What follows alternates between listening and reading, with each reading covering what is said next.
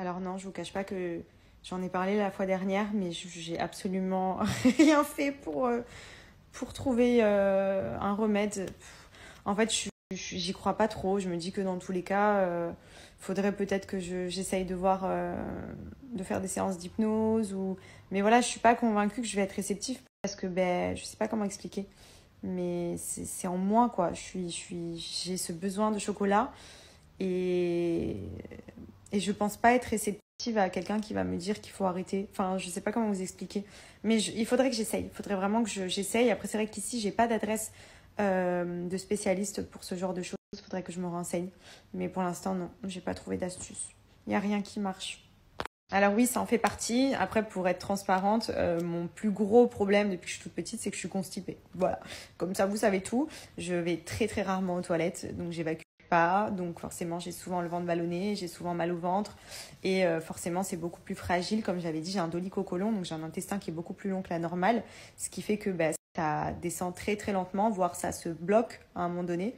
Parce que voilà, quand il y a trop de virages, des fois, ça fait des pauses. Et forcément, du coup, il y a des moments où ça va, des moments où je suis très ballonnée, des moments où j'ai mal au ventre.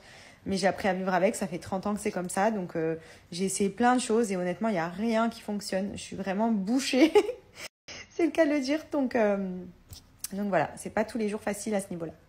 Alors oui, j'aimerais trop avoir une petite fille parce que forcément j'ai un petit garçon, donc je me dis le choix du roi, une petite fille en deuxième, étant donné qu'en plus on s'est dit qu'on aimerait avoir 2 enfants. Je ne sais pas si on aura envie d'un troisième plus tard. La vie nous le fera savoir. Mais en tout cas, ce qui est sûr, on en veut 2. Et forcément, un garçon et une fille, ce serait bien. Et puis une petite mini-moi, là. Parce que bon, le mini Benji, ça va, quoi. Mais ouais, j'aimerais trop. Après, honnêtement, du fait d'avoir eu un garçon, j'aime tellement mon fils que si j'ai un deuxième garçon, au final, ça ne me dérangera pas. Je pense que ça ne me dérangerait pas parce que en fait, je pense que c'est comme ceux qui voulaient peut-être un petit garçon, qui ont une petite fille. Après, tu t'habitues et au final, les deux, c'est trop bien dans tous les cas. Mais ouais, bien sûr, j'aimerais avoir une petite fille quand même. Mini-moi, ça serait rigolo. Alors non, pas du tout. Pour être honnête, je pense qu'on est beaucoup dans ce cas de figure, ancien candidat de télé-réalité. Une fois qu'on a fait des programmes, c'est vrai qu'on regarde beaucoup moins. Autant avant, j'adorais regarder à l'époque. Et bon, après, j'ai grandi aussi. C'est vrai qu'on a moins le temps. Et quand j'ai le temps de me poser, honnêtement, je me mets Netflix. Voilà. Après, bien entendu, dans l'actualité, je vois un petit peu ce qui se passe. Je vois les programmes actuels. Je vois un petit peu les petites actualités. Mais c'est vrai qu'on regarde plus du tout. Et honnêtement, la télé n'est jamais allumée à la maison. Puisque la journée, on est toujours en train de... Soit on bosse sur des choses, soit on est à droite ou à gauche. Et en général, quand on se pose devant la télé, c'est pour mettre Netflix. Donc non. Franchement, même des fois, je tombe sur des trucs, je me dis, putain, mais il y a encore ça à la télé, ça existe encore et tout. Genre, on dirait on a 60 ans. Mais non, on regarde plus. Honnêtement, on regarde plus du tout. Alors, j'ai refait ma poitrine quand j'avais tout juste 18 ans. Je les ai fait juste avant mes 18 ans parce que c'était un gros, gros complexe. J'avais pas du tout de poitrine. J'étais plate comme le mur, mais vraiment plate. Et en plus, comme je suis petite, que j'ai la taille fine et tout, heureusement, j'avais des fesses parce que j'ai toujours eu des fesses assez bombées. Mais j'avais encore de petites filles et ça me complexait énormément. Pour vous donner une petite anecdote et être totalement transparente, j'avais pas eu de petits copains avant, à part des petits copains bisous quoi. Mais je n'osais pas, j'étais très complexée, très très complexée. C'est peut-être pour ça que maintenant je suis très ouverte quand je mets des décolletés parce que je revis quoi, je me sens mieux, je me sens plus femme et pour le coup ça m'a changé la vie dans le bon sens. C'est la seule opération de chirurgie esthétique que j'ai fait. Voilà. J'ai pas fait d'autres opérations. J'ai des complexes, hein, mais après, voilà, pour moi, il faut vraiment que ce soit hyper justifié, qu'il y ait un vrai complexe, parce que ça, on peut vite regretter aussi. Donc ça, j'en suis très contente. Alors si, clairement, par rapport à la France, Dubaï, c'est quand même un level bien au-dessus. Après, honnêtement, tout dépend de ce que vous faites. Nous, dans le cadre où on est propriétaire, on a acheté quand même une maison, voilà, c'est la maison de nos rêves. On a des grosses charges qui tombent tous les mois. Forcément, le train de vie, faut l'assumer. C'est quand même, faut avoir les reins solides.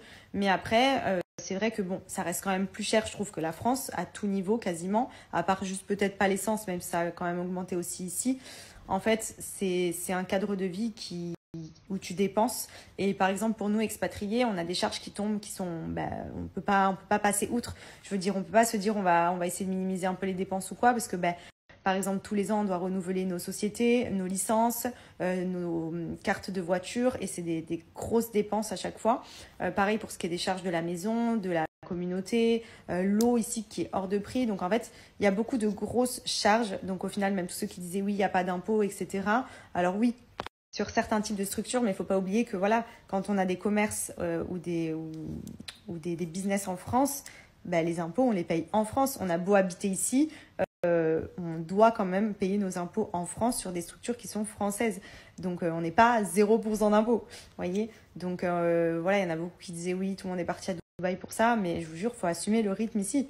Je ne sais pas si l'un dans l'autre, honnêtement, c'est pas kiff-kiff de rester en France et de payer ses impôts et d'avoir une vie plus, entre guillemets, accessible que d'être ici, et que forcément, il y a d'autres en fait, charges qui ne sont pas forcément des impôts, mais qui viennent tout autant faire des sommes vraiment très vite astronomiques au quotidien. Donc voilà, je dirais que le coût de la vie, oui, est beaucoup plus élevé à Dubaï quand même. Mais voilà, la qualité de vie, elle n'a pas de prix. C'est comme aussi des personnes qui disaient, j'avais vu une émission où ils disaient oui, la plupart des influenceurs français qui se sont installés à Dubaï, ils reviennent en France pour se faire soigner. Mais les gars, on n'a même plus de carte vitale. Quand on est expatrié, on ne bénéficie plus du tout de sécurité sociale. Ça veut dire que nous, ici, on paye chaque année. Donc pareil, c'est une dépense en plus que c'est pas donné. Chaque année, on paye comme une genre de mutuelle qui vient justement nous prendre en charge, que ce soit ici ou en France. Mais du coup, on la paye à l'année. Tous les ans, on paye cette mutuelle, entre guillemets, cette sécurité sociale, si on peut appeler ça comme ça ici, qui fait qu'on est pris en charge, parce que ici, les soins, c'est hors de prix, mais vraiment hors de prix. Genre, vous avez une carie, ça vous coûte un SMIC, clairement. Donc, si vous n'avez pas, justement, si vous n'êtes pas assuré pour être pris en charge sur ce genre de soucis ou de soins, non. Et en France, nous, on n'a plus de sécurité sociale, c'est fini tout ça. Genre, on a plus les avantages français quand on est expatrié.